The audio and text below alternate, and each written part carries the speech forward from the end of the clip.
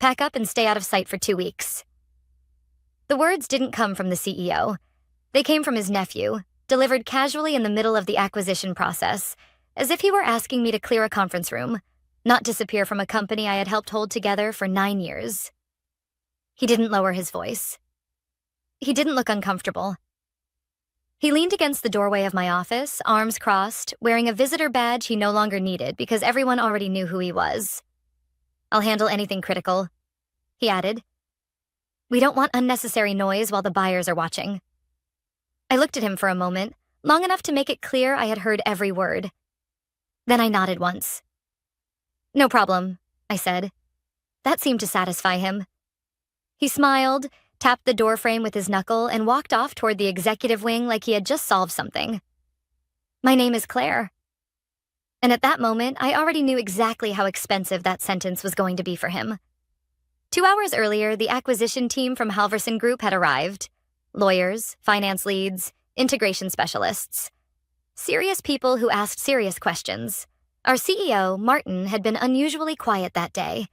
He sat at the head of the table, nodded when required, and deferred often. Not to me. To his nephew, Michel. Michel had joined the company 8 months earlier. Official title: Strategic Operations Advisor. Unofficial role: future replacement. Everyone knew it. No one said it. Martin was stepping back after the acquisition. Michel was stepping forward. And apparently, I was supposed to step out of sight. What Michel didn't understand was this. I wasn't noise. I was structure. For 9 years, I had been head of enterprise integration. That meant I didn't just manage systems. I designed how information moved, how approvals escalated, how failures were contained before they became disasters.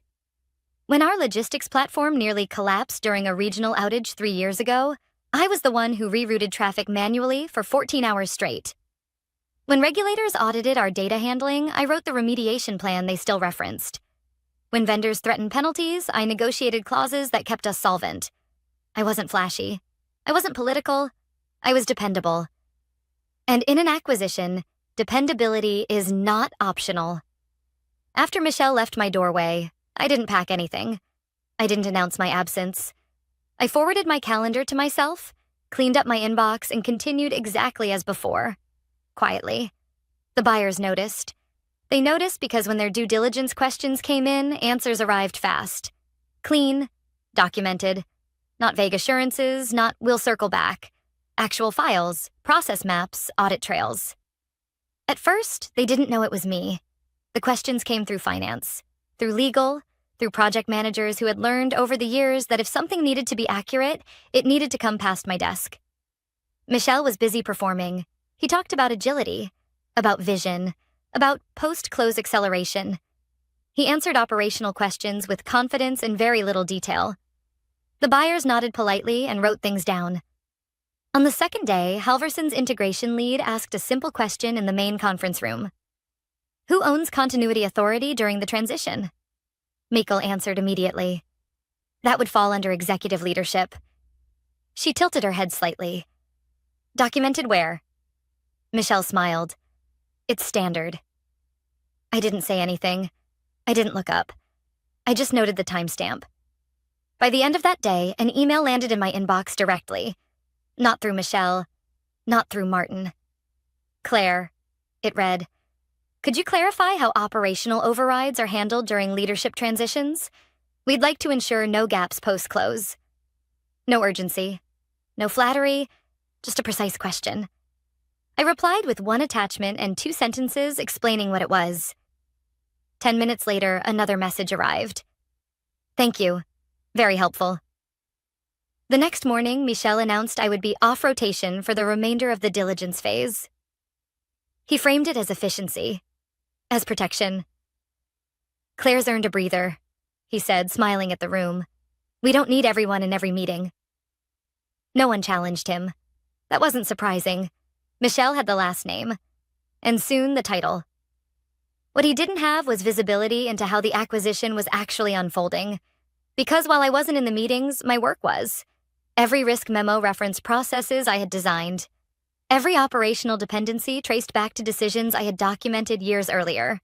And when inconsistencies appeared between Michel's answers and the actual system behavior, The buyers didn't argue. They asked questions, quiet ones, to me. On the fourth day, Halverson's CEO arrived in person, older, observant. He spoke less than Michelle and listened more.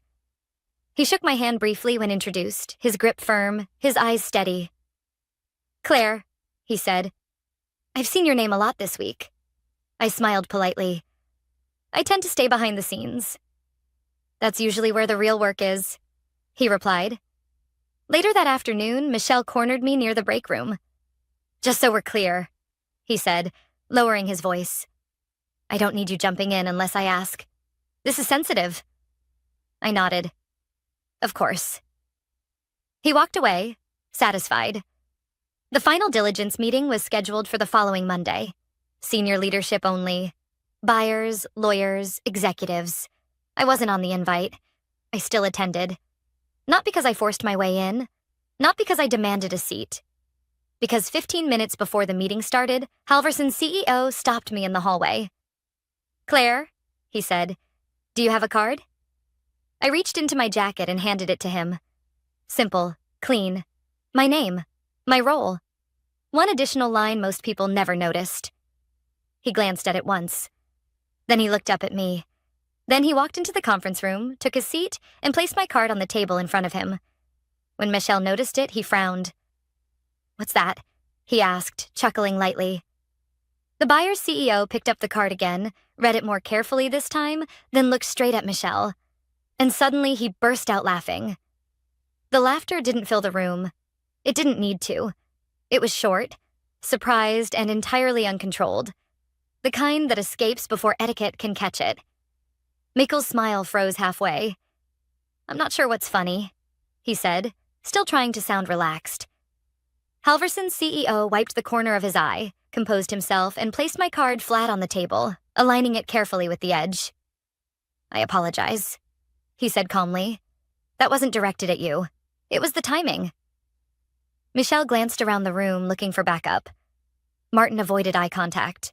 Legal shuffled papers. Someone cleared their throat. "What timing?" Michelle pressed. Instead of answering, the buyer's CEO turned to me. "Claire, would you mind taking a seat?" Every chair at the table was already occupied. One of Halverson's directors stood immediately and pulled his chair back. "Please." I sat. Michelle's jaw tightened. The meeting resumed, but the temperature had changed. The easy assumptions Michelle had walked in with, authority by proximity, control by title, were no longer holding. Questions started coming slower, more precise. "Let's revisit continuity authority," Halverson's CEO said, fingers steepled. "We've reviewed the operational framework you submitted." He nodded toward me. Michelle jumped in. "As I mentioned earlier, that's handled at the executive level." "Yes," the CEO replied evenly, but not in practice. He slid a document across the table. "This is your internal escalation matrix. Last updated 18 months ago. Claire authored it." Michelle blinked. "That's outdated." "It was referenced in your most recent compliance audit," the CEO said. 6 weeks ago." Silence. "Our concern," he continued, "is that during transition, authority must be explicit, especially where risk is concentrated." He turned another page. "According to this, operational overrides during acquisition default to a designated continuity lead." Michelle leaned forward. "Which would be—" "Claire," the CEO finished. Michelle laughed, sharp and defensive. "That can't be right. Claire reports into operations. She's not executive." I didn't react. I didn't need to. Halverson's general counsel spoke for the first time. "Titles are irrelevant in this context. Authority is contractual." Martin shifted uncomfortably. "I don't recall agreeing to that." The lawyer met his eyes. "You did. Page 12, paragraph C." She slid the agreement toward him. Martin read. Slowly, Michelle's confidence faltered. "So you're saying she outranks me?" "No," the CEO replied. "I'm saying she controls continuity, which means any structural changes, staffing decisions, or system modifications during transition require her approval." Michelle turned to me, incredulous. "You didn't tell me this." I met his gaze. You didn't ask. That landed harder than I expected. Michelle flushed. This is absurd. She's been sidelined for weeks. Yes, the CEO said, which is why this is concerning. He leaned back.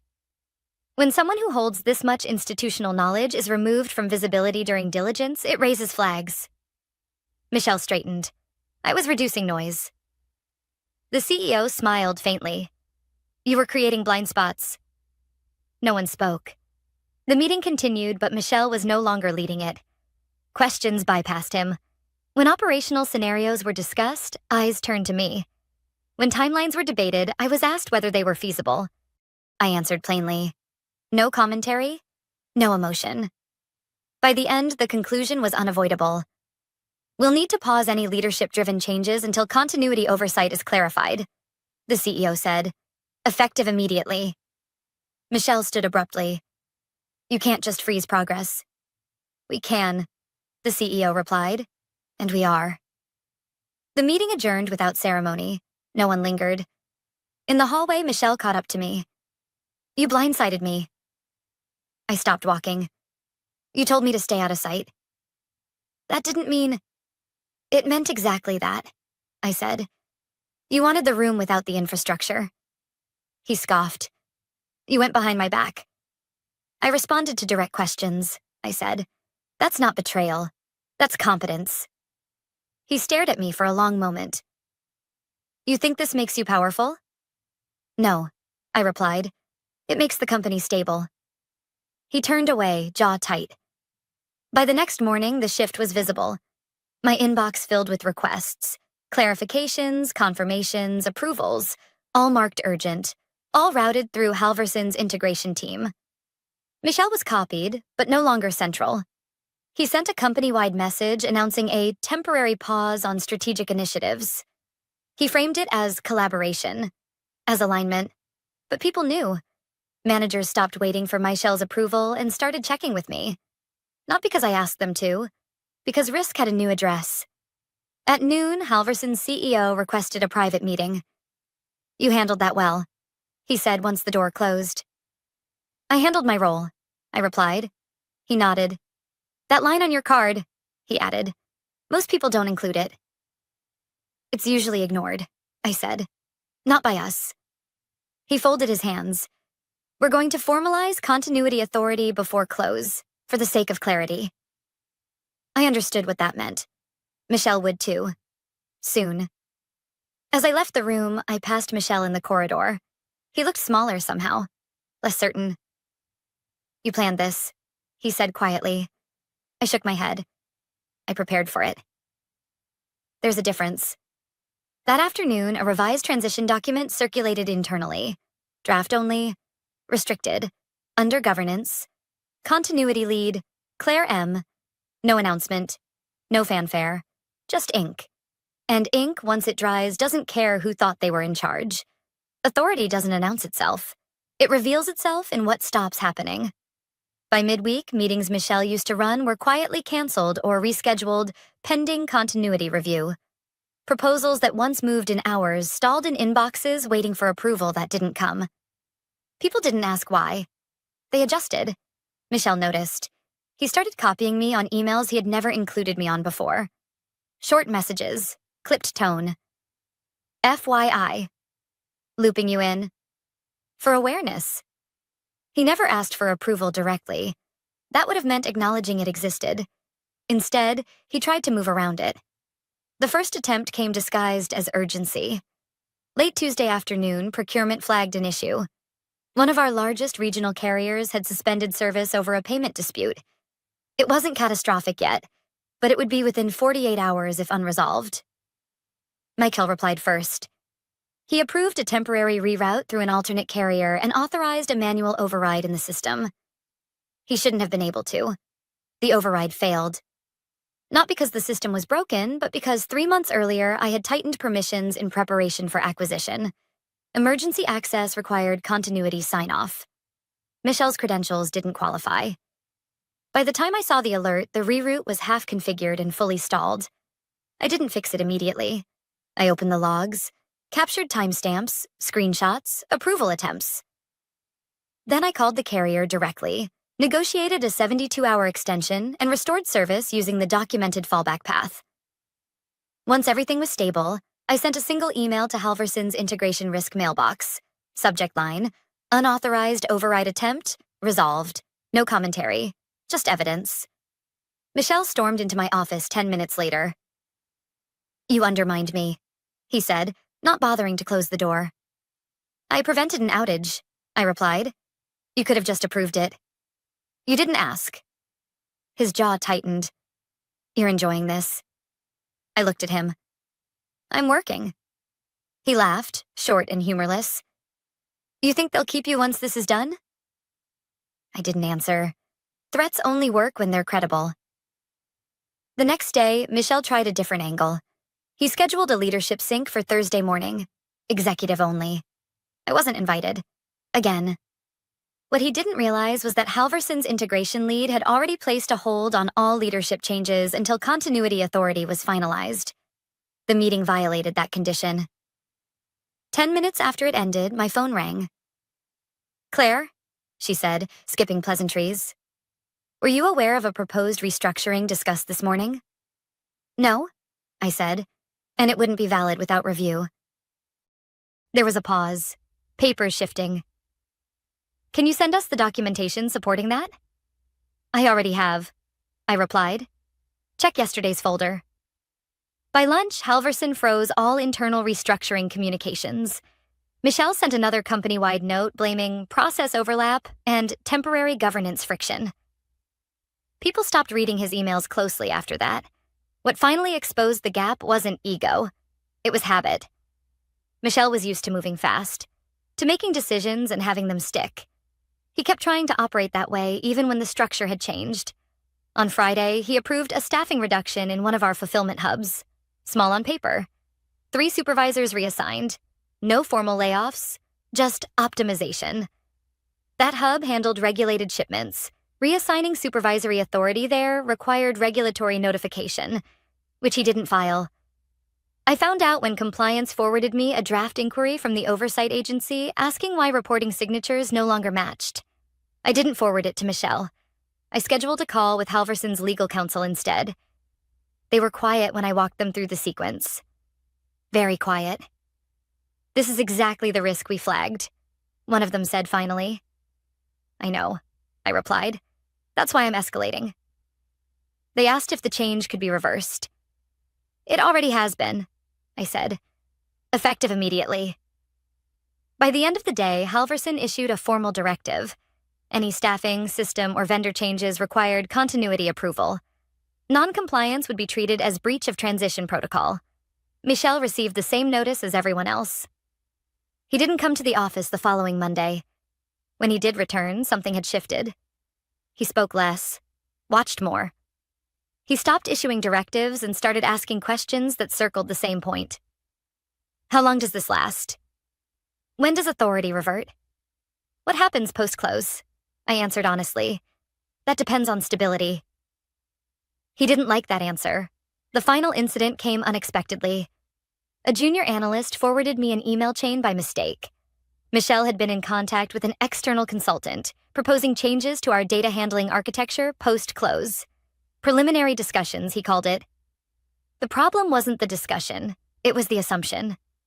He was planning future state architecture without clearance, with a third party, during active diligence. I forwarded the chain to Halverson with a single line. Unapproved external engagement for review. This time, they didn't call. They scheduled a meeting. Final transition review. Mandatory attendance. Michel didn't speak to me before it. He sat across the room, rigid, eyes fixed forward. He had finally realized what was happening, but not how to stop it. As the meeting began, Halverson's CEO didn't waste time. "We need to address governance failures," he said, specifically repeated attempts to bypass continuity authority. Michel opened his mouth. The CEO raised a hand. "This isn't a debate." He turned to me. "Claire, do you confirm these actions occurred without approval?" "Yes," I said. "And that corrective action has been taken each time." "Documented?" "Yes." The room went still. Michelle looked around, searching for support. Martin stared at the table. "This isn't personal," the CEO said finally, "but it is decisive." I knew then what was coming. Not because I wanted it, because the system demanded it, and systems, when ignored long enough, don't warn you again. The meeting didn't end with raised voices. That was the part Michelle hadn't prepared for. Halverson's CEO closed his folder, looked around the table once, and said, "We'll need a short recess." Not to gather thoughts, to formalize decisions. Michelle stood halfway out of his chair.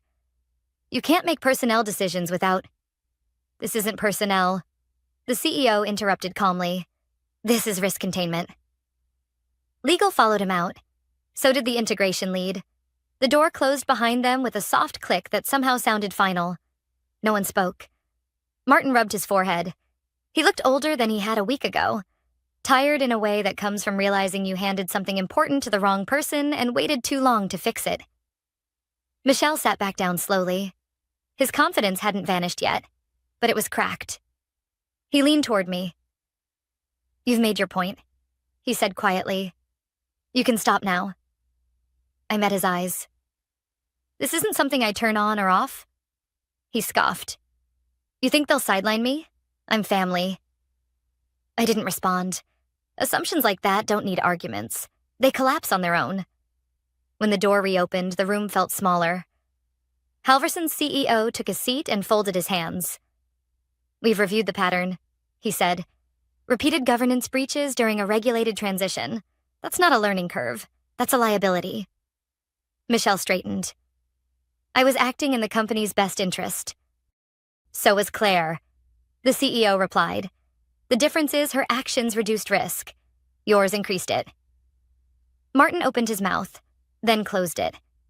"For the remainder of the transition," the CEO continued, "operational authority will be consolidated under continuity leadership, effective immediately."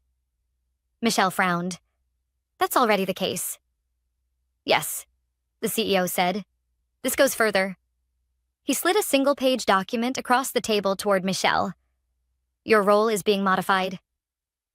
Michelle picked it up. His eyes moved quickly, then slowed. "What is this?" he asked. "A reassignment," the CEO said. "Facilities operations, Midwest region. Reporting to regional leadership. No direct involvement in corporate systems, staffing, or vendors." Michelle laughed, breathless.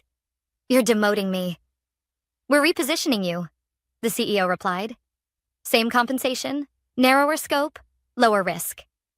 "You can't do this without my uncle's approval." Martin didn't look up. "You have it." That was the moment Michelle finally understood he was alone.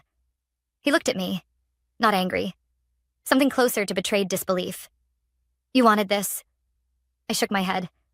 "I wanted stability." He stood abruptly. "This is a mistake." "No," the CEO said. "It's a correction." The meeting ended there. No debate, no appeal process. Michelle walked out without another word. The building felt different after that. Quieter. Not tense. Settled. Like a machine that had stopped rattling. By the next morning, the changes were visible. Michelle's access to shared systems was reduced. Approvals rerouted automatically. His calendar emptied. Mine didn't. Requests came in steadily. Not dramatic, just necessary. Vendors needing confirmation. Compliance needing signatures. Teams asking what could move forward and what couldn't. I answered all of it. At noon, Martin asked to speak with me privately. "I should have stepped in earlier," he said once the door closed. "I thought blood would buy loyalty." "It usually buys confidence," I replied. "Not competence." He nodded. "They'll finalize governance tomorrow. Are you ready for that?" "I've been ready for years." That afternoon, Michelle sent me a message. "We need to talk." I didn't respond. Not out of spite. Out of clarity. There was nothing left to explain. The real work began then. I reinstated the controls Michelle had overridden, reversed the staffing changes at the regulated hub, and personally called the supervisors involved. No speeches. Just clarity and apology where it was owed. I coordinated with Halverson's team to document every restored process. Clean handoffs, verified logs, no gaps. By Thursday, the transition timeline stabilized. Risks downgraded. Legal stopped flagging new issues. Halverson's integration lead called late afternoon. "This is what we hoped would happen," she said. "We just didn't expect it to be this clean." "It's only clean because it's boring," I replied. She laughed. "That's exactly right." Friday morning, Michel cleared out his office. He avoided the executive wing, took the side elevator. I saw him once in the hallway, carrying a box with no logo, no personal flair. He stopped when he saw me. "I didn't think it would end like this," he said quietly. "Most people don't," I replied. He hesitated. "Was there a point where I could have stopped it?" "Yes," I said. "Several." He nodded, absorbing that. "You never warned me." "I did," I said. "You called it resistance." That stung. I could tell. He left without another word. That afternoon, Halverson circulated the finalized governance structure. No names highlighted, no announcement, just authority mapped clearly, correctly. Under continuity leadership, Claire M. I didn't celebrate. I reviewed the document, signed where required, and forwarded it to the teams who needed to see it. Because revenge wasn't the point. Correction was, and the system had finally aligned itself with reality. There was just one chapter left to close. The acquisition closed without ceremony. No champagne, no speeches, just signatures, timestamps, and a quiet confirmation email sent at 6:42 a.m. on a Tuesday. By the time most employees logged in, the deal was done. That was intentional. When transitions go well, they don't feel like events. They feel like continuity. My role became permanent the same way, without announcement. Halverson issued a revised org structure, effective immediately. Authority lines clarified. Escalation paths locked. My title didn't change. My scope did.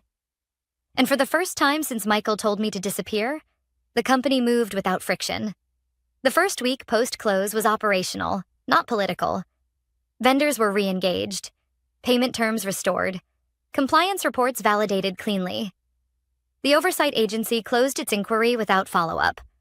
One email, one sentence. No further action required. That was the metric that mattered. Teams adjusted quickly. Not because they were told to, but because uncertainty had been removed. Decisions had owners again. Questions had answers that didn't change depending on who was in the room. I walked the fulfillment floor that Friday, not as a gesture, as a check. A supervisor waved me over. "It feels normal again," she said. "Not rushed, just clear." Clear was good. By the second week, Halverson's integration team stopped asking daily questions and started planning forward. That's always the signal. When oversight shifts from verification to optimization, stability has returned. Michel was already gone by then. Midwest assignment. Facilities operations. Night shifts, from what I heard. He didn't announce it. His internal profile updated quietly. I didn't follow his move. I didn't need to. The only time I heard from him again was a month later. A message, late evening. No subject line. "I didn't understand what you were doing. I think I do now." I stared at it longer than necessary, then replied with one sentence. "Learn the work. It changes how you see authority." He responded once. "Thank you." That was enough. By the end of the quarter, the metrics told the story no one needed to narrate. On-time delivery rates exceeded pre-acquisition levels. Vendor disputes dropped to 0. Audit flags closed faster than projected. Quiet improvements, the kind that never make slides. Halverson's CEO asked me to walk him through operations one afternoon. No entourage, no cameras, just questions and pauses. He listened more than he spoke. At the end, he said, "Most people think leadership is momentum. But it's alignment." I nodded. Momentum without structure is just speed.